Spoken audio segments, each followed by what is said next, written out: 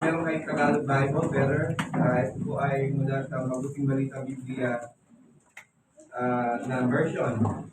Romans chapter 2 verses 1 to 11. Romans chapter 2 verses 1 to 11.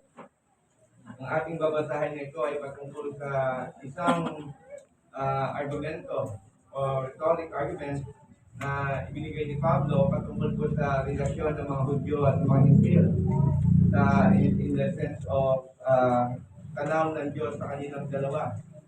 So, basahin natin mula sa verse 1 ng chapter 2 ng Romans. Kaya nga, sino ka mang humahatol sa iba, wala kang maidadahilan. Sapagkat sa paghatol mo sa iba, hinahatulan mo rin ang iyong sarili. Dahil ikaw na humahatol ay gumagawa rin ng ganon. So this referring to the Jew against the Gentiles. Verse 2, nalalaman nating makatarungan ang hatol ng Diyos laban sa mga gumagawa ng mga iyon. Hinahatulan mo ang mga gumagawa ng mga bagay na ginagawa mo rin. Akala mo ba ay makakaiwas ka sa hatol ng Diyos? O hinahamak mo ang Diyos sapagkat siya ay napakabait, matiisin at mapagpasensya? Hindi mo ba alam na ang kabutihan ng Diyos ang umaakay sa iyo upang magsisi at tumalikod sa kasalanan? Ngunit dahil matigas ang iyong ulo at ayaw mong magsisi, lalo mong pinabibigat ang parusang igagawad sa iyo sa araw na iyon. So there will be a judgment day na ibinanggit dito si Pablo patungkol sa mga gawa ng tao. Kung kailan ihahayag ang puot at makatarungang paghatol ng Diyos sapagkat igagawad niya sa lahat ng tao ang naayon sa kanilang mga ginawa. Buhay na walang hanggan ang ibibigay niya sa mga taong nagpapatuloy sa paggawa ng mabuti at naghahangad ng karangalan, kadakilaan at kawalang kamatayan. Ngunit matinding galit o puot ang sasapitin ng mga taong makasarili at ayaw sumunod sa katotohanan, ngunit kundi sumusunod sa kasamaan. Paghihirap at kabigatian ang daranasin ng bawat gumagawa ng masama. Una ang mga Hudyo at gayon din ang mga Hintil. Ngunit kapurihan, karangalan at kapayapaan naman ang kakamuhin ng bawat gumagawa ng mabuti. Una ang mga Hudyo at gayon din ang mga Hintil. Sapagkat walang kinikilingan ang Diyos. Ito po ang salita ng ating Panginoon. Tayo po'y manalangin. Dakilang Diyos, pagnubayan mo kami sa aming pakikinig ng iyong mga salita. Dalangin namin ang banal ng Espiritu ang humilos sa aming mga puso upang ang pagkaunawa nito ay dumating sa pagsunod sa iyong kalooban. Kaya o Diyos, sa iyo po namin lahat, binabalik ng papulit pasasalamat sa pangalan ni Jesus. Amen. Magsipo po tayong lahat. Dapat po natin tandaan, maging ang Book of Romans, sinasabi na ang pananampalataya ay nagsisimula sa pakikinig. Kung makakapakinig lamang tayo kapag ang Diyos ay may idinala na mangungaral upang tayo ay makaunawa sa kanyang mga salita. So therefore, napakahalaga sa oras na ito upang ang ating pananampalataya ay mas dumagon pa, lumaki pa. Dumali ang biyaya sa ating pananampalataya na tayo po ay dapat makinig. So please, ating pong ilagay ang ating mga tenga sa pakikinig dahil napakahalaga po. This is the reason why we are here. Ang araw ng pagsamba, ang araw ng linggo ay tinakda ng Diyos upang tayo ay makapakinig ng salita ng Diyos na naayon sa kanyang pagpapahayag mula sa banal na kasulatan. Kaya, gawa ang bawat isa. Patuloy po tayong mag-focus sa salita ng Panginoon na siyang ating ihahayag sa umaga nito. Ang pamagat po ng mensahe natin is judgment without partiality. Ang paghatol ng Diyos ng walang pagkiling, maging Hudyo man o Hintil. Maging ang kanyang pagpapala ay wala rin pagkiling, maging Hudyo man o Hintil.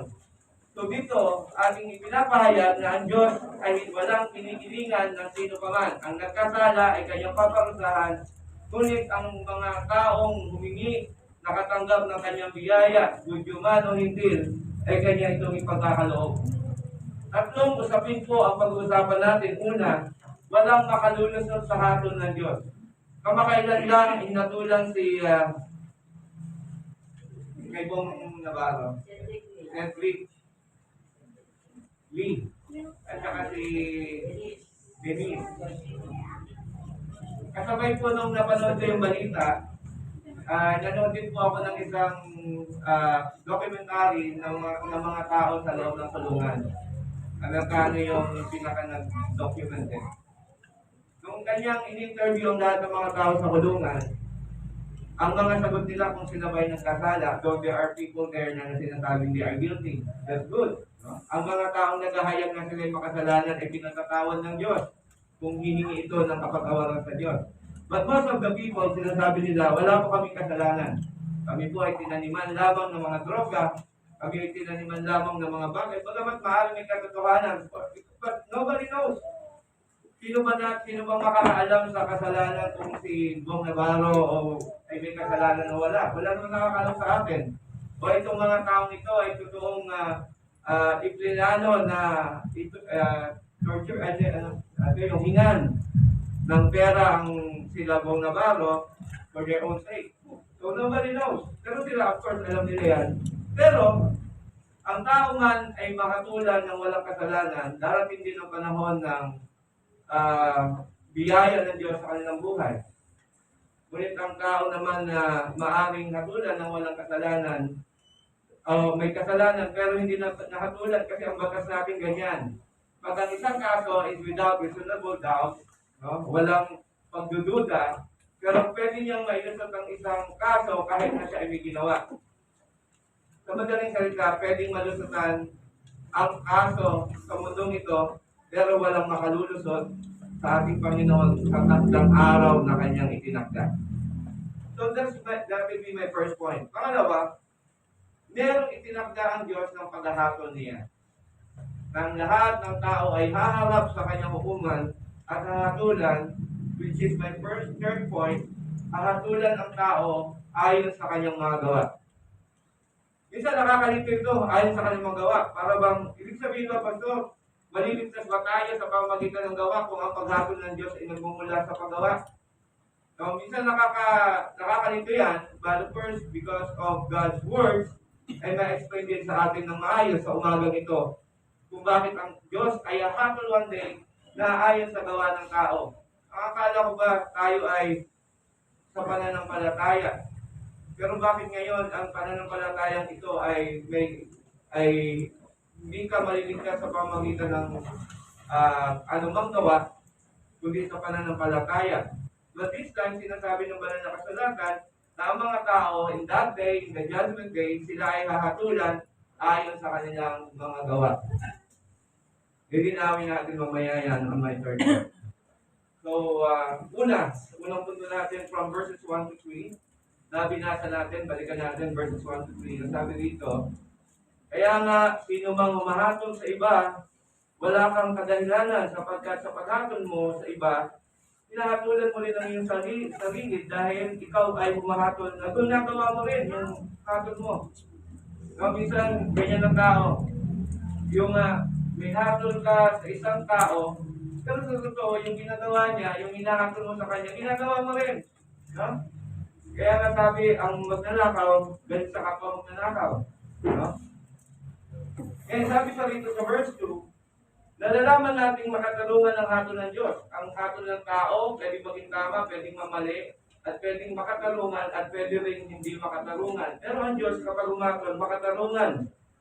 Laban sa mga gumagawa ng mga iyon. Hinahatulan mo ang gumagawa ng mga bagay na ginagawa mo rin, akala mo ba ay makakaiwas ka sa hatol ng Diyos? So that will be my first point. Sa verse 1, sinabi ron, you have no excuse. Hindi tayo kailanman ay makaliligtas, no? Sa hatol ng Diyos. Referring, in this context, referring to the Jews, to the Jewish people, sa mga Hudyo, na siyang hinahatulan ng mga hintil. Ino-condemn nila ang mga hintil sa kanilang mga kasalanan. Now, ang problema dito, hindi yung kung walang ginagawang kasalanan ng mga Grego at hintil, of course meron. Ngunit sa immediate context, sinasabi rito, ang problema doon sa kanilang paghatol ay yung kanilang inihatol sa iba ay kanila rin pala itong ginagawa. ginagawa rin pala nila ang mga kasalanan, ginagawa din ng mga hintil. So there's an issue of hypocrisy between God and the Jewish people. So itong mga Hudyo, because they know the law, at yung law na ito, binabiolate ng mga Gentiles, kaya sinasabi nila, kayong mga hintil, kayong mga makasalanan, without knowing, yung ginagawa rin pala ng mga hintil, ginagawa din nila because they are not worshiping the true God. They are not following the law of the true God. Kaya sa Matthew 7:1, sinabi rito, huwag kayong hahatol. Remember this, yung ating pong inaral ang Sermon of the Mount. Sabi niya, huwag kayong hamatol sapagkat kayo rin ay hahatulan. Kung ano ang ginawa mong panukat sa iyong paghatol, ay siya ding ipanunukat sa iyo, sabi sa verse 2. Sa verse 3, bakit mo nakikita ang uwing ng iyong kapatid, pero hindi mo nakikita ang napakalaking kahoy o kabulagan sa iyong sariling mata? So verse 4, how can you say to your brother, let me take the speck out of your mouth, when there is the log in your own eye? Kaya sa verse 5, tulad ng karanasan ni Paul dito sa mga Jewish people, sabi niya, you hypocrite, mga hipokrito kayo, sabi ni Jesus Christ. Tanggalin niyo muna ang inyong mga kasalanan, ang mga log, ang mga bagay na kabubulag sa inyong mga mata, at makikita mong mabuti, and to take the speck out of your brother's eye. Kaya, follow ni Matthew sa verse 21, in that same chapter, not everyone who says to me, Lord, Lord, shall enter the kingdom of heaven, but the one who do the will of my Father in heaven. So napakahalaga dito, yung binibigyan ng emphasis, yung paggawa ng kabutihan, bunga ng iyong pananampalataya. These people, ang mga Jewish people, because they know the law, ang problema, hindi nila ginagawa yung law, yung kautusan ng ating Panginoon. At anong klaseng pananampalataya, ang isang bagay na alam mong tama, and yet di mo ginagawa. So you are failing in your life as a follower of God. Kapag ang alam mong bagay na hindi tama, ay hindi mo ginagawa, at in the same sense, pinangahatol mo sa iba. No? So ito ang isang bagay na gustong ipaliwanag dito ni Pablo. Now, binanggit niya sa verse 2, ang mga tao mapanghusga ay kanya rin huhusgahan. Ay hinuhusgahan niya ang kanyang sarili. Kung ako po ay mayroong against sa isang tao at hinuhusgahan ko siya sa kanyang ginagawa, ang sabi ng Bible, yung paghusga ko sa tao ay siya rin paghusga ko sa aking sarili. No, kanya sinabihan ko itong taong ganyan, yung pala ako rin ay ganon. So when you judge someone, you're actually judging yourself because the same thing you have done. Diba? Ganyan, let's say, sabihin natin, yung isang pamilya, grabe naman itong pamilya na to, hindi maganda, mapagmura, mapanglae. Kasi pala, pag ikaw naman sa bahay, mapagmura ka, mapanglae, hinuhusgahan ng iba, sa mga bagay na ginagawa mo rin sa sarili mo. Kaya pag hinuhusgahan mo siya, hinuhusgahan mo rin ang sarili mo. And when the time comes in the judgment of God, you will be judged. Okay? For in passing judgment on another, you are condemning yourself. Ang dahilan ay kanya rin ginagawa ang hatol niya sa iba. Ang Biblia ay nagbababala sa atin ng maling paghatol sa tao. Ang ipinangsukat mo ay siya rin ipangsusukat sa atin. Hindi naman lahat ng paghusga ay masama. Meron din namang paghusga na tama, which is tinatawag ng Bible, righteous judgment. Ito ay ang paggamit ng banal na kasulatan bilang measures o panukat sa pagkakasala ng tao. Tulad ng sinabi ni John chapter 7 verse 24. Do not judge by appearances, but judge with the right judgment. Pumusga kayo ng tamang paghatol. At syempre, pumusga kayo ng tamang proseso ng paghatol. Sapagkat sa buhay nito, lalong buhay sa pananampalataya, ang buhay sa simbahan, ang mga elders ang binigyan ng kakayahan, ang authority ng God para maghatol sa isang bagay. But the elders need to be careful on the way they judge. Kailangan talaga dito, it must be very biblical. Kaya nga sa isang pagkakasala, laging ang mga elders, i-identify nila, teka muna, ano ba ang pagkakasala nitong isang tao ito, which is biblically. Kaya may naginawang kasalanan yan. Hindi mo pwedeng sabihin, ikaw ay nagkasala, kung titingnan mo ang Biblia, kung anong sinasabi ng Biblia patungkol sa kanyang ginagawa, and then make a process. Kaya nga pag sinabi kung ang taong ito, in the process of Matthew 18. Pag meron siya ginagawang masama, i-correct mo siya. Ikaw mismo. Pag pinagsabi mo sa iba ang mga bagay na ito, ikaw mismo ay nagkakasala because hindi mo iningatan ang iyong kapatid. Remember that we are all brother's keeper. Yan ang naging problema ni Cain at ni Abel. Di ba? Anong ginawa ni Cain at ni Abel? Kama nga. Nung sinabi niya, am I a brother's keeper? Ako ba ang tagapag-ingat ng kapatid? Of course, yes, we are Christians. Tagapag-ingat tayo ng kapatid. That is the same problem with Noah. Ano ang nangyari kay Noah nung siya ay nalasing? Nakahubad. Anong ginawa ng dalawa niyang anak? Yung walang ginawa. Hindi niya kinip ang kanyang tatay, samantalang yung kapatid niya ay pinakpan siya.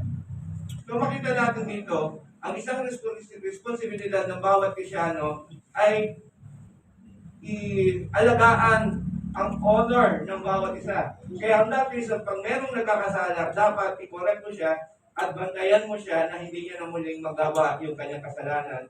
At yung problema, tapos na. Hindi na naipararating sa iba. No? Kaya nga kapag tayo, kapag ginawa natin na ayon sa pamamaraan ng Diyos, tayo ay mayroong kapayapaan sa buhay nito. But the moment na mamali tayo sa mga pagkilos, lalong-lalo sa area ng pagkukorek ng tao, nagkakaroon tayo ng problema as well as the whole church. So ang binigyan ng pamamahala ang mga elders ng simbahan to know what is wrong and to know what is right. And they are making decision what is biblical. Kaya sa Deuteronomy 16:18, ito ang sinabi rito, kayo ay mag-appoint ng mga judges and officers in your own town that the Lord your God is giving you. So, bibigyan kayo ng lugar na inyong pamamahalaan at pagtayo kayo ng mga hukom at mga opisyal according to your tribes, and they shall judge the people with righteous judgment. So may mga taong ibinigay ng kakayahan para maghusga sa tao na ayon sa ipinagbawal at pinagutos ng Diyos. Kaya nga, we cannot say sa tao ay masama siya, makasalanan siya, unless it is biblically ground. Anong kasalanan ko? Sabihin mo, ito sinasabi ng Bible, and yet, ito ang ginagawa mo. Kapag hindi natin kasi rin tinorek ang tao, the day will come sa judgment ng God, baka siya ay mahusgahan because of our failure of correcting that person. Kaya maganda rin talaga, may kinokorek tayong mga tao if they are, in a sense na naliligaw sila ng landas. Kasi yun ang totoong pag-ibig. Pero kung paano mo sila i-correct ay dapat na sa tamang proseso, kapag itong proseso ng Diyos ang nagpapadama ng tunay na pag-ibig. So, ang hatol ng tao ay maaaring magkamali. Ang hatol ng Diyos ay kailanman hindi magkakamali. Ang mga maling hatol ng tao sa mundong ito ay ipagsusulit sa itinakdang panahon. Hindi tayo umahatol sa tao bilang individual. Lalong-lalo sa area ng salvation. Bawal na bawal sa atin sasabihin ng isang tao sa impyerno ang punta niyan. Nobody knows. No? O sasabihin natin yung okay naman in a positive way, yung isa naman, tagalangit yan. Pero yung hatulan mo ang tao na siya ay taga-impyerno, ito hindi magandang bagay. No? Because no one of us na pwedeng mag-judge kung saan pupunta ang tao sa impyerno o langit. Ang Diyos lamang. We cannot judge them. Kaya we refrain from judging people na ito papunta ng impyerno dahil kahit ang pinakamasamang tao sa mundong ito ay pwedeng iligtas ng Diyos. Laging habang may nabubuhay, ang tao ay may pag-asa sa Kanya upang iligtas ng ating Panginoon. We do not losing our hope. Lalong-lalo sa ating mga pamilya, sa mga mahal natin sa buhay. Kahit nakikitaan natin na seemingly ng anak natin o mga mahal natin sa buhay mukhang papunta ng impyerno, but we cannot say papunta ng impyerno yan. We are still hoping that God one day ibigay ang Kanyang biyaya sa ating mga mahal sa buhay at sila'y maligtas. But never tayo mag-iisip na para sa kanila papuntang impyerno. Though we share the gospel. Ang isang responsibilidad natin, kung nakikita natin na ang anak natin mahal sa buhay, they are wayward children, malayo sa Panginoon, pray for them and share the gospel. Hindi tayo mag-give up. Hindi na sinasabi, wala nang pag-asa ang aking anak, hindi. But we are hoping that God would give His grace upon our children. So hindi tayo umahatol sa isang tao bilang individual. Hindi natin alam ang bawat kasaysayan ng tao. Ito ang binabanggit ni Pablo sa Romans chapter 2, verse 2. We know that the judgment of God rightly falls on those who practice such things. Okay? Darating ang panahon ng paghatol. Now, sa Revelation 20, verse 11, sinabi rito, Then I saw a great white throne. So sabi ni John, doon sa Revelation 20:11, nung siya ay sa Patmos, nakakita siya ng isang puti na malaking trono. At ang nakaupo rito, and him who was seated on it, nakita niya dito, si Jesus Christ actually seated on the throne. And from His presence, earth and sky fled away, and no place was found for them. Sa verse 12 ng chapter 20, At nakita ko ang mga namatay, dead, great and small, standing before the throne, and the books were open. Merong libro. So ito ay isang figurative language na merong libro which is, sa Israel kasi, meron silang Book of Life and Book of the Dead. Kahit naman tayo dito Kung pumunta ka sa census, may mga listahan sila ng mga taong namatay, mga datingang buhay. Kasi tayo ay namatay, anong gagawin natin? Death certificate. At i-record sa NSO na nabawasan ng ganitong mga tao sa taong ito. So they have the record of people who are dead. Pero meron din silang Book of Life. Mga record sa taong ito, may nabuhay ng mga ganito. In the same sense, ginamit ang figure na ito sa mga bagay patungkol sa langit. Sinabi niya, darating ang panahon on the great white throne, sa pagtatakda, sa paghahatol ng Diyos, meron siyang ipinakita rito na Book of Life. Ang sabi dito, yung Book of Life na to, and the dead were judged by what was written in the books. So, plural. According to what they have done. So, yung mga libro na ito, libro ng buhay at libro ng mga patay, ay hahatulan ayon sa kanilang mga gawa. Okay? Sa verse 13, And the sea gave up, and the dead were in it. Death and Hades gave up. So merong resurrection on that day of the great white throne. They were judged, each of them according to what they have done. Then death and Hades were thrown into the lake of fire. This is the second death. So may binanggit na second death. So may presumption, kung may second death, may first death.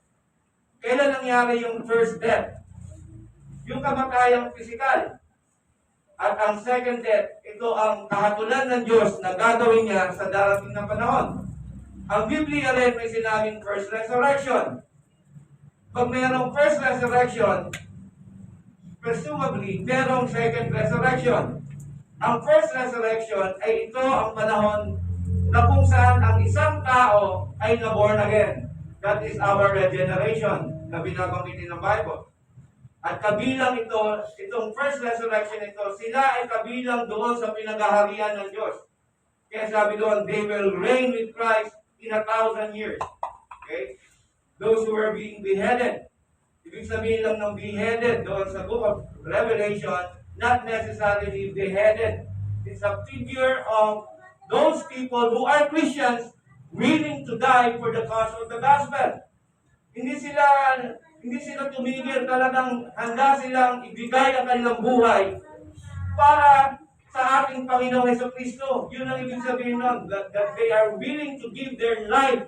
Kasi kung ang gagawin natin literal, yung beheaded doon sa book of Revelation, ilan lang po ang mga Kristiyanong na beheaded. No? In the case of Paul, hindi napakaraming Krisyano ang na-beheaded, but there are, of course, marami din, pero hindi ganun karami. Okay? So these are people during the millennial kingdom na kung saan they are reigning with Christ, those who were giving their life to Him. Now, doon sa second death, magkakaroon ng muling pagkabuhay ang lahat ng tao. At yung mga taong nasa impyerno na, those who are suffering today, no? Yung kanilang, kasi ganito yan. Ang tao kapag namatay ngayon, at wala kay Kristo, pinaparusahan na sila. But the problem is, pinaparusahan sila without the body. Masakit, very painful. Pero hindi pa ganap ang painful nun. Kaya one day, in the day of resurrection, yung kanilang kaluluwa at katawan pagsasamahin at magiging 100 times pa doon sa painful na nararanasan nila ngayon. No, sabi rito, gumamit ng isang figurative language that they will be thrown in the lake of fire. Okay? So yun ang ginamit ng Bible na isang figure na kung saan yung mga taong in the second resurrection, in the final judgment of God, sila ngayon ay hahatulan papunta sa impyerno, sa lake of fire. In that lake of fire, those who were in Hades, sabi doon, meaning those who were dead, those who were dead, one day the body and the soul pagsasamahin and they will be cast into the lake of fire. Kaya nga, sa Matthew 25:31, sabi dito, sa pagdating ng Son of Man, which is Jesus Christ, in the second coming, sa pagbabalik ng ating Panginoon, in His glory and all the angels with Him, He will sit on the glorious throne. Before Him all be gathered, all the nations. And He will separate people from one another as a shepherd separates the sheep from the goats. One day there will be a great separation on the day of the judgment of God. At ilalagay niya ang tupa sa kanyang kanan at ang mga kambing sa kanyang kaliwa. At sasabihin niya doon sa kanyang kaliwa, "Depart from me, you cursed, into the eternal fire, prepared for the devil and his angels." Because these people follow the works of the devil. Oh, talaga sumunod sila sa diablo. At makikita yan sa kanilang mga gawa on how the way they live. Sa panahon natin ngayon, hindi natin makikita yan. But on the final judgment, kung God knows everything, all our works, kung tayo ay nakakiling sa gawa ng diablo, you will be on the left and God will judge us. Ahatulan ng Diyos ayon sa iyong mga gawa. Now, yung mga tupa na ilalagay sa kanan, those who will also be judged accordingly to their works. Okay? Pang third point ko yung mamaya. No? Ano kaya ang ibig sabihin ni Jesus Christ when He said, even those who are people of God, those who are born again, those who profess Jesus Christ, that they will be judged according to the works. Diba? Kaya tanong ko ngayon, Pastor, kala ba according to faith we will be saved? But now, what way is it that God will judge the people, even those who are being saved, will judge according to their works? Okay? Mamaya natin sagutin yan. Okay? So sabi niya, you are on the left, depart from me, you curse, into the eternal fire, prepared for the devil and his angels. Pero those who are on the right, sabi dito, come, you are blessed by my Father. Ito maganda rito, sa Matthew 25, verse 34. Tingnan natin ito yung word ni Jesus Christ. Yung mga nasa kanan, which is the sheep, mga tupa ng ating Panginoon. Come, you who are blessed by the Father. Kayong mga pinagpala ng aking Ama. Kailan sila pinagpala ng Ama? Inherit the kingdom prepared for you from the foundations of the earth.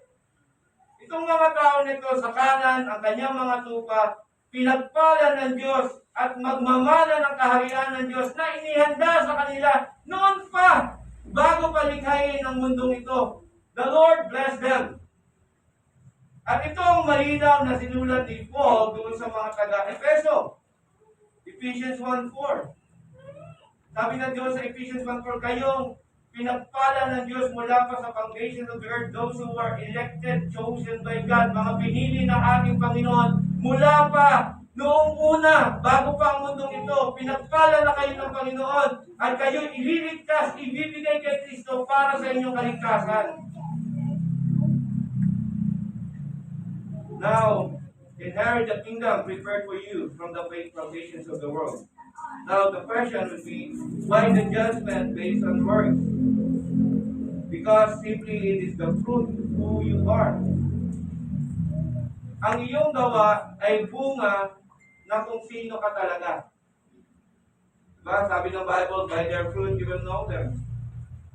Many will say to me, Lord, Lord, shall not inherit the kingdom of God, because they are lawless. No? They are lawless according to Matthew 7. Now, second point, the day of judgment. What will happen? When will it be? Kailan ba ang araw ng paghuhukom? Maaaring ang tanong natin, bakit hindi pahatulan ng Diyos ang kasamaan? Most of us are asking questions like that. Bakit pa kaya nagpapatuloy pa ang buhay, nakakainis na kayo sa buhay na ito dahil problema? Dapat bumalik na ang Panginoon. Nakapanalangin natin bumalik ng Panginoon. Akala natin, tupa tayo, yung pala, pagwit tayo. Yung pala, hindi pa tayo nasa panahon ng pagsisisi sa buhay natin, dahil na tayo sa kasalanan. Hindi, nung bumalik ang Panginoon, ikaw pa ang unang nakatulad. No? Maraming mga dahilan kung bakit hindi pa bumabalik ang ating Panginoon.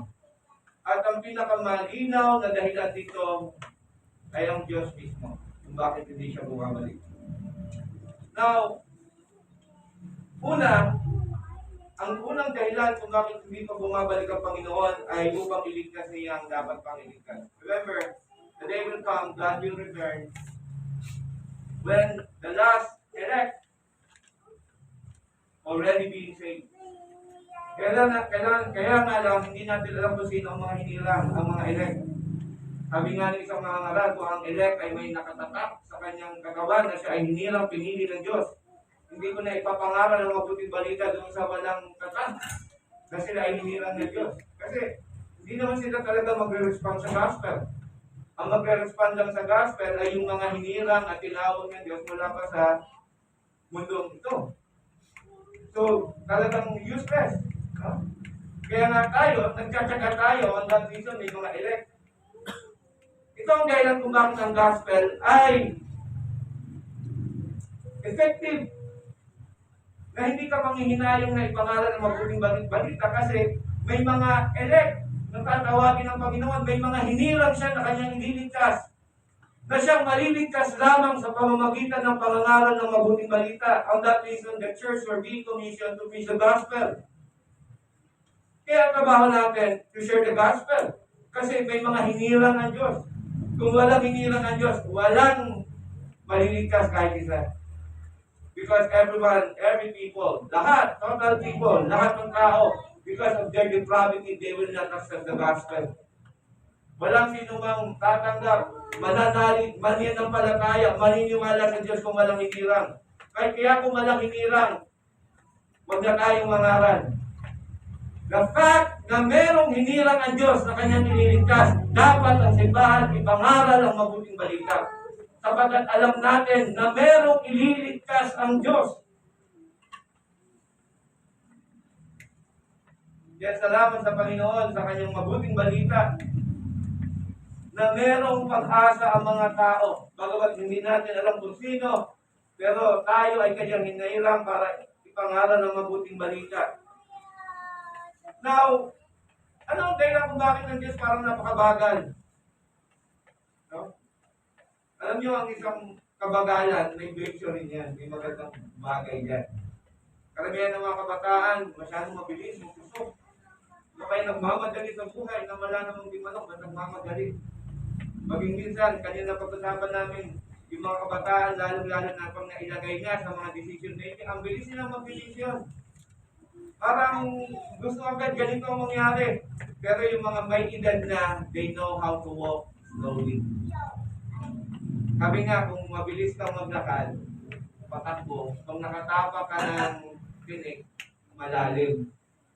Pero yung mga mababagal lang, at nakatapak ng tinik, pag naramdaman ng konting masakit, maitatanggal.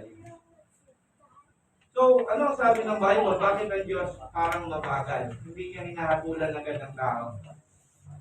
Sa 2 Peter 3:9, sabi niya rito, the Lord is not slow. Hindi mabagal ang Diyos para ang kanyang pangako ay matupad. Ang iba, para sa kanila, mabagal ang Diyos, pero hindi. Ang Diyos ay pasensyoso sa inyo. Sabi niya, the Lord but is patient toward you, not wishing that anyone should perish, but that all should reach repentance. Gusto niya ang lahat ay magsisi sa kanilang kasalanan. Now, syempre, dito sa testo na ito, linawin natin, ang kausap niya, yung mga audience niya lang at that time, kaya sabi niya, God is patient toward you. So, sinasabi ng mga tao, kanyari kayo itong kausap, ganito ang konteksto nito. Sabi ng isa, Pastor, bakit hindi pa bumabalik ang Panginoon at kamatayan ng ibang mga kapatid natin?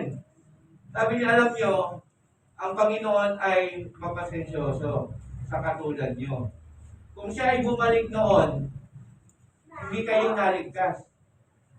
Kaya siya matagal bumalik kasi nasa process ng kaligtasan ang bawat kanyang hiniram. Kung kaya nga kayo naligtas because of God's patience. Kaya sabi niya, ayaw niya na mapahamak. When we say here that all should come to repentance, not necessarily all, but only the elect, yung mga hiniram niya na mag-repent sa kanilang kasalanan. He did not wanted anyone to be perished, kundi ang bawat isa na kanyang hinirang in this context, with the whole context of the Bible, hindi sila mapahama kundi magbalik loob sa Panginoon. Okay? So that is the reason why Jesus Christ did not come back yet. Sa isang parable, binanggit dito ni Jesus. Sabi doon, nagtanim ang Panginoon ng mabuting binhi. Pero pinagabihan, may lumabas, nagtanim din si Satanas ng masamang binhi. Ang problema, yung mabuting binhi at itinanim ni Satanas ay magkapareho. So therefore, hindi natin madistinguish sino kaya sa dalawang ito. Sino ba yung itinanim ng Diyos o itinanim ng Diablo? Ano sabi ni Jesus? Doon sa manggagawa, sabi niya, palakihin muna natin sila. Pag lumaki, malalaman mo kung sino mabuti at masamang binhi. Sino yung mabuting binhi?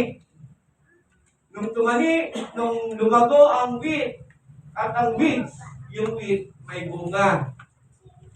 Pero yung weeds, walang bunga. Ano lang ginagawa ng weeds? Pinakain niya ang sustansya ng wheat. Nakikiagaw sa sustansya nito. Tagapagpahirap dito sa wheat. Sa wheat. Pero yung wheat, habang pinahihirapan siya ng weeds, namumunga at namumunga at namumunga. Kaya sabi niya, hayaan muna natin sila magsilaki. Pero sabi niya, darating ang panahon sa araw ng paghuhukom. Ang mga bagay nito ay kanyang with the angels na kakaritin at ipaghihiwalay yung trigo at yung mga wheat. At anong gagawin doon sa wheat pala? Sila ay susunugin. Samantalang itong mga wheat ay lalagay sa barn. So anong pagkakaiba nila? Yung wheat ay may bunga, yung weeds ay walang bunga. Pero magkapareho silang mukhang Krisyano. Magkapareho silang amoy Krisyano. Malamig Krisyano. Pareho sila. But what makes them different with one another? Yung isa may bunga, yung isa wala. Okay? Kaya sabi niya, ayan lang natin until the harvest time. Now, malinaw na itinakda ng Diyos ang araw ng paghuhukom. Kung kailan siya muling babalik. Walang nakakaalam nito. Dahil ito itinakda ng Diyos kung kailan. Kaya sinabi din sa 2 Thessalonians 2:5, do you not remember that when I was still with you, I told you these things? You know what is restraining them. Sinabi ko na sa inyo ito, sabi ni Paul sa taga-Thessalonica, because they are, may mga katanungan sila na kung kailan pa babalik ang Panginoon, nagkamatayan na ibang mananang kapatid nila. Kaya sabi niya, hindi darating ang araw na yon sapagkat mayroong pumipigil nito. Ito ay pinipigilan until the man of lawlessness that will lead the final rebellion against the church ay lumabas.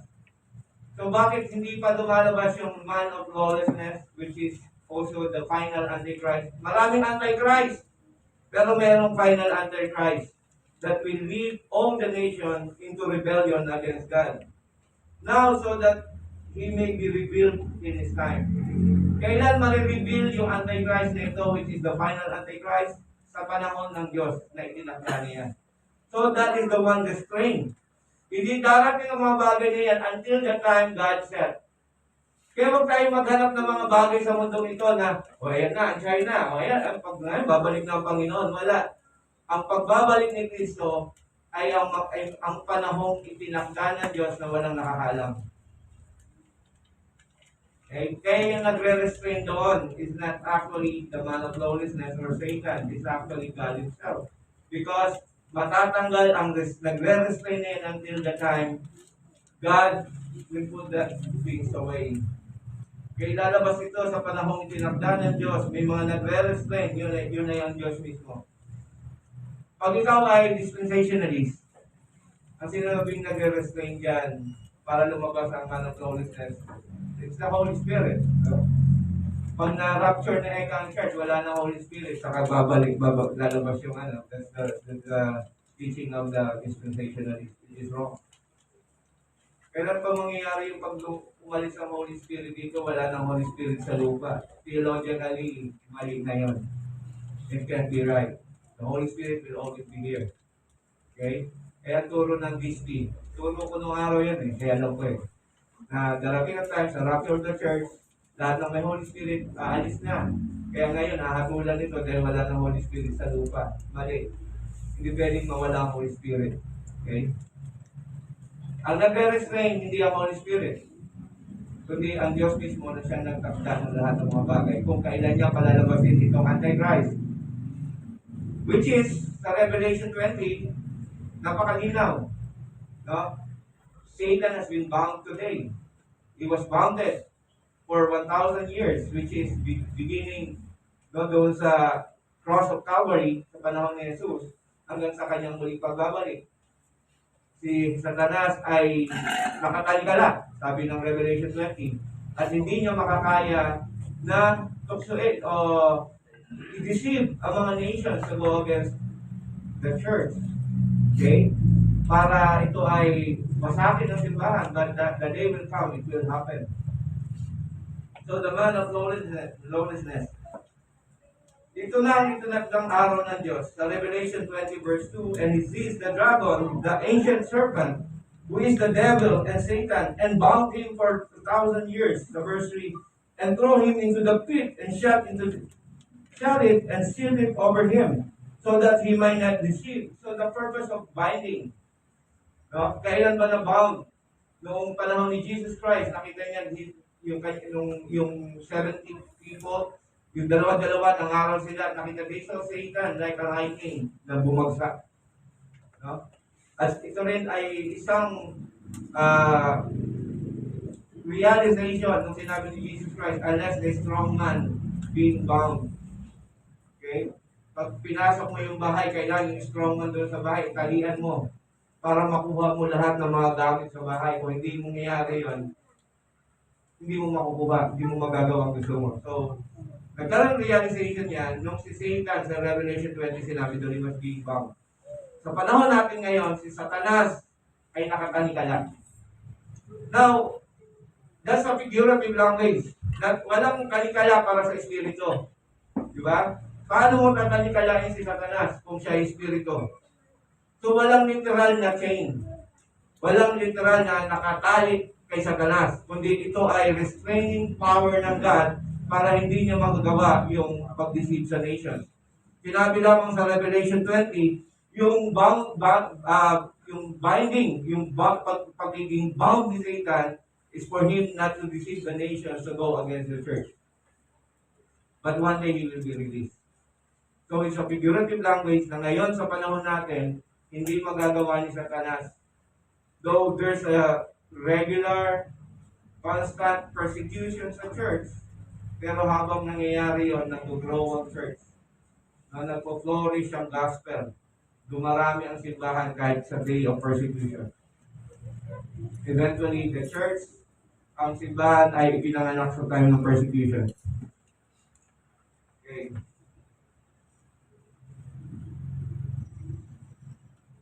Pamali na tayo. Now sa verse 8, sinabi rito, hahatulan ng tao ayon sa kanyang ginawa. So listen to this ha. Hindi naman mahirap isipin ito. Malibang ipalagay ng tao ang kanyang kaligtasan ay nakadepende sa kanyang gawa. Malinaw ito sa atin na ang kaligtasan ay kaloob ng Diyos at hindi sa gawa ng tao. Ulitin ko. Maliligtas ang tao, hindi sa gawa niya, hindi sa mabuting gawa. Okay? Kundi sa biyaya ng Panginoon. Ang ibig sabihin ni Pablo dito ay na ang totoong pananampalataya ay may kaakibat na gawa. Patay ang isang pananampalatayang walang gawa. Tayo ay niligtas ng Diyos para sa Kanya at Siya ay paglingkuran. Kung wala itong gagawing paglilingkod, ang sarili pa lang natin ang pinaglilingkuran natin. So therefore, ito ay nangangahulugan na their actions denies their salvation. Kaya nga ang paghatol ng Diyos sa gawa. Okay? Sapagkat kung totoo ang iyong pananampalataya, magbubunga ito ng mabuting gawa because true repentance brings forth godly character. Kung totoong nag-repent ka sa kasalanan, patungo ka sa godly character. At pag mayroon kang banal na espiritu, you will discern what is wrong, what is right. At pag nalaman mo what is wrong, you repent of that. Pag ang konsensya mo, binabagabag ka na may mali dito, and you are looking at the scripture, may mali dito, dapat alisan mo yan. Pero kung bakit hindi mo inaalisan yan, dahil hindi pa si Jesus ang Panginoon mo. Dahil ang mga taong tunay na si Jesus ang Panginoon niya, ang kalooban ng Diyos ang dapat nasusunod sa Kanya. Hindi tayo matatakot sa tao kapag ang pinatatakutan natin ng Diyos. I will give some example. At in example ko na ito nung kailan. Kahit ano alita, sample ko na kayo. Si Angelica, kamakailan, yung kanyang trabaho ay makaka-apekto sa kanyang pagsamba sa linggo. Kailangan niya ng pera. So, ano ang dapat niya maging decision? Hindi siya nagtuloy doon sa kanyang trabaho. Dahil makaka-apekto ito sa kanyang paglilingkod sa Panginoon. Now, kung siya'y nagtuloy doon, walang magiging bunga ang kanyang pananampalataya. Sapagkat mapapaalipin pa rin siya sa sarili niyang pag-iisip. Pero anong ginawa niya? Hindi niya tinuloy yung trabaho. At ngayon binigyan siya ng Diyos ng isang magandang trabaho para sa kanya. Na hindi nakaka-apekto ng dito. In fact, nag-agree pa ako ng McDonald's kanina. Ganon din si CJ. Siya lang na example ko kasi siya lang yung nakita ko ngayong ganitong na sinasabi yung kanilang problema. Si CJ. Ganon din. Yung kanyang pinagtatrabahon sa Green Hills. Sinabi sa kanya na mamili ka. Yung pagsisimba mo o trabaho. CJ ay nangangailangan din ng pera. Ang hirap sa panahon ngayon mawalan ng trabaho. At mahirap din para sa akin mag-decide para sa kanila kasi hindi ko naman sila mabibigyan ng pera, ng trabaho. Kung sabi ko, kamalis ka sa trabaho mo. So you have to decide. Alamin mo kung ano ang tama. Sabi ko, kung ako yan, di bali ng inyo na yung pera nyo. Susunod ako sa Panginoon. So he decided, mag-alis na lang doon sa trabaho niya sa video. After binigyan siya ng Panginoon trabaho na hindi nakaka-apekto sa kanyang pagsamba. At doon naman ngayon siya sa Pampanga. You see, ang totoong pananampalataya nagbubunga ng bunga. At ang bunga ang hahatulan ng Diyos. Sapagkat ang totoong pananampalataya may bunga. One day, in the judgment of God, all of us will be judged kung may works. Dahil kung may works yan, totoo ang pananampalataya mo. Pero one day, pag nakita ng Diyos, wala kang good works that glorify God. Ibig sabihin, yung pananampalataya mo ay hindi totoo. Sino ngayon ang maliligtas on the day of God's judgment? Yung merong pananampalataya na siyang nakapagligtas sa atin, na nagbunga ng good work. All of us will face the judgment of God. Malinaw niya naman sinasabi that all of us will face the judgment of God, and God will judge us according to works. Kaya naman mga kapatid, dapat maunawaan natin to as we live in this world. Lahat tayo nagpo-profess ng pananampalataya. Sinasabi natin si Jesus ang Panginoon ko. But the moment your faith being tried, sinubukan ka ngayon ng Panginoon, ano kaya ang magiging bunga ng iyong pananampalataya? Pagkakatiwalaan mo pa rin ba ang Diyos sa mga pagkakataon na pwede kang mawalan tulad ng dalawang kaibigan? Kung may mga bagay na aalisin sa iyo ang Diyos na gustong gusto mo, Panginoon, alisin mo na ang lahat sa akin, huwag lang ito, inaalagaan ko itong kasalanan na ito. No? Kung aalisin ba sa iyo ng Diyos ang kasalanan iyan, sasabihin mo ba sa Panginoon, Panginoon, alisin mo ako sa pagkakatali sa kasalanan ito. And that will only be then, yung pananampalataya mo ay magbubunga ng isang bungang gusto ng ating Panginoon. Hawa, sa araw ng pag-aton ng Diyos, pagkakuha niya kayong merong bunga. Tayo po'y manalangin. Dakilang Diyos, kami nagpapasalamat sa umagang ito. For no one will escape your judgment. All of us, whether Jew or Greek or Gentiles, maging Pilipino man, ay haharap sa iyong hukuman. At salamat that you remind us today that we will be judged according to our works. Salamat po, binuksan mo sa amin ito. Because all of us professes that we have faith. But you are looking for the good works. Nawa ang true faith namin mag-translate sa good works. And that good works glorify you, my God, our Lord. Salamat po. Patuloy po na ilagay mo sa aming puso. At kung kami man sa buhay namin magkasala, magkamali, sa mga panahon na dapat kami ay magkaroon ng bunga, ngunit natakot kami sa buhay na ito, patawarin mo kami, Panginoon. Patuloy na kami iyong baguhin para sa iyong kaluwalhatian. Salamat po. Po ang dalangin sa pangalan ni Jesus. Amen.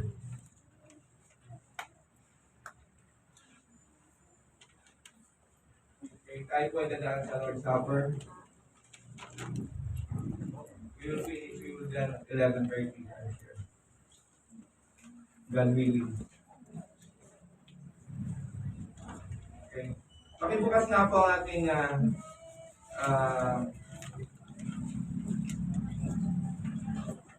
Psalter Hymnal. Question 75. Sabi dito, how does the Lord's Supper remind you and assure you? So again, ang Lord's Supper ay nagre-remind at nag-assure. There's a promise. Ano ang nire-remind sa atin ito? Okay, sabi rito sa answer. In this way that God reminds us. Christ has commanded me and all believers to eat His broken bread and to drink His cup. With this command, He gave this promise. So dito, we are being reminded of the one sacrifice of our Lord Jesus Christ on the cross. So whenever we see the bread and the wine, we are being reminded, oh, si Jesus. Pag tinignan mo yung wine, real wine. Ewan ko kung ilang percent ko ngayong nabili ni Beacon. Usually 4% lang naman. 4% alcohol. It reminds us of the blood of Jesus Christ. Sabi ni Jesus Christ kasi when He instituted the Lord's Supper, He actually used wine, real wine. Nakakalasing yun. Kasi sabi niya, ito ang huli niyang pag-inom ng wine until he went to heaven. So one day, there will be, mahilig sa wine dyan. We will also drink wine afterwards with him. Pero si Jesus Christ, when he instituted the Lord's Supper, they used real wine. And remind us of the pains. Kasi yung real wine yan, mahirap inumin yan. No? Pag inumin ka, pamimilig ka, pag hindi ka sanay. Yung mga sanay, mapapahapayak ka.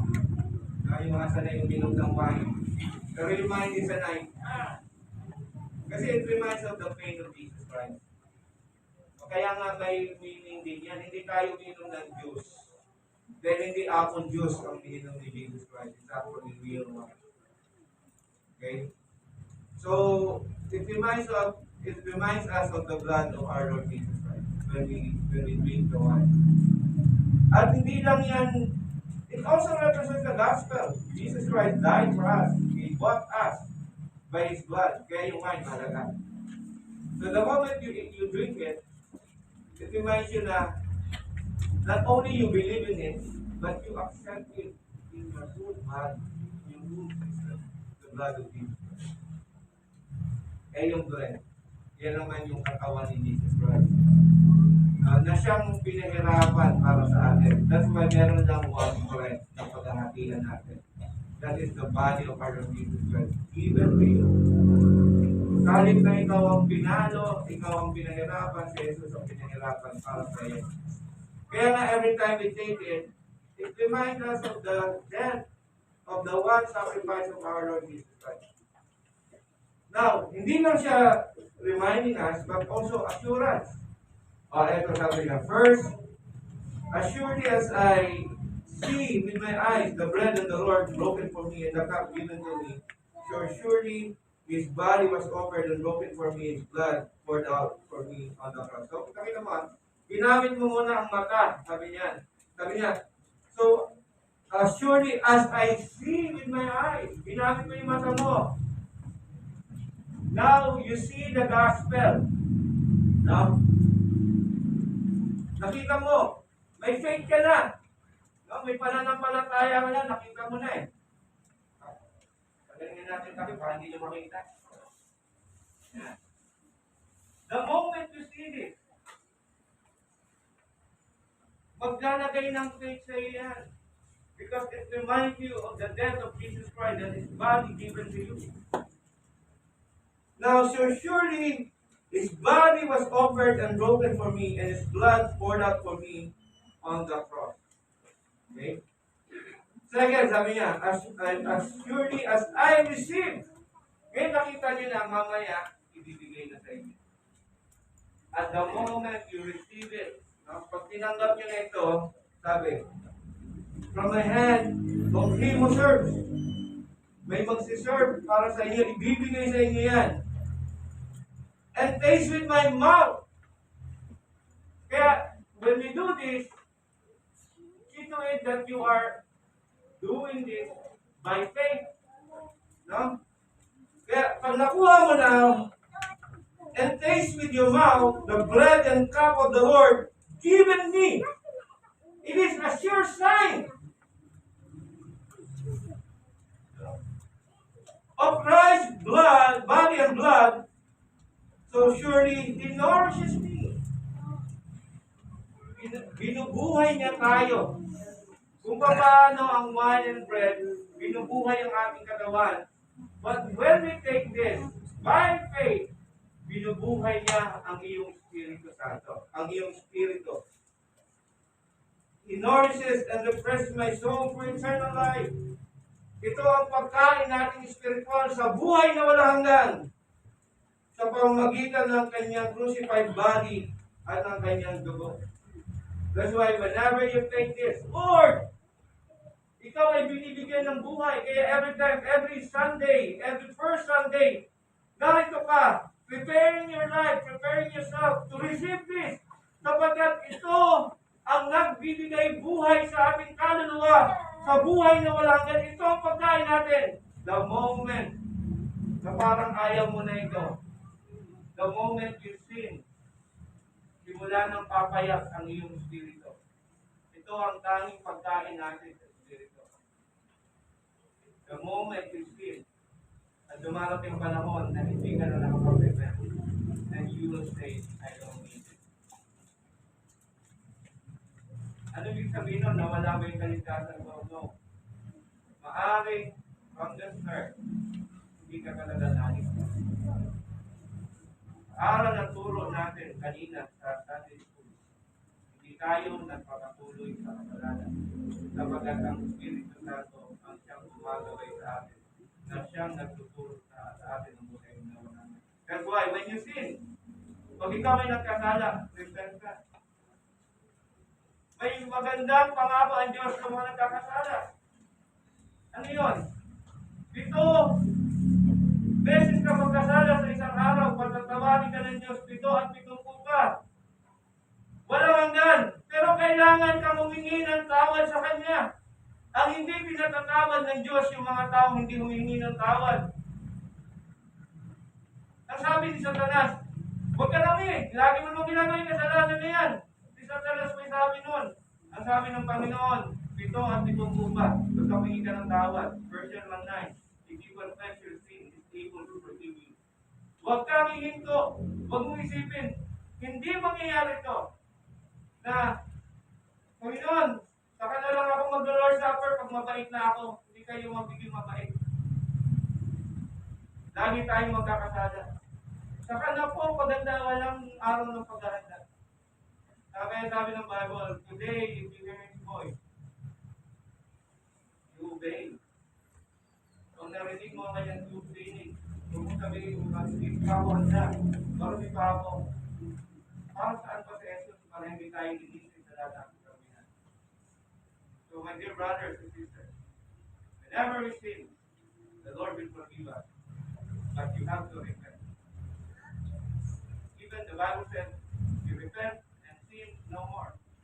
We are in the process of not sinning. But if we sin, we repent. Dakilang Diyos, patuloy mo pong pagpalain ang lahat ng mga elements ng Lord's Supper. Ang iyong tinapay na siyang nag-remind sa atin ng iyong katawan na pinahirapan para sa amin. Ang iyong dugo na umagos sa krus ng Kalbaryo na siyang nagpatawad sa aming mga kasalanan. That whenever we take this, O God, by faith, we receive the blessing of your forgiveness and eternal life. So bless this element in Christ's name. Ay, ito kung ang mga bawat communicant member, yung mga mag-take ng Lord's Supper, stand up. Yung mga membro po muna, yung mga iba po later kayo. Ay, tapos ka lang. Hanggang handa na kayo, handa kayo.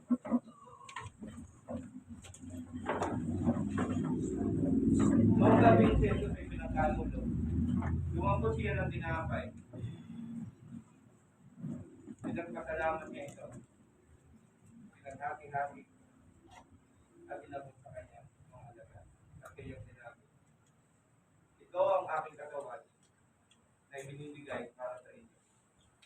Gawin niyo ito bilang pagpaalala sa akin. Ang matapos ng hapunan, silang po niya sa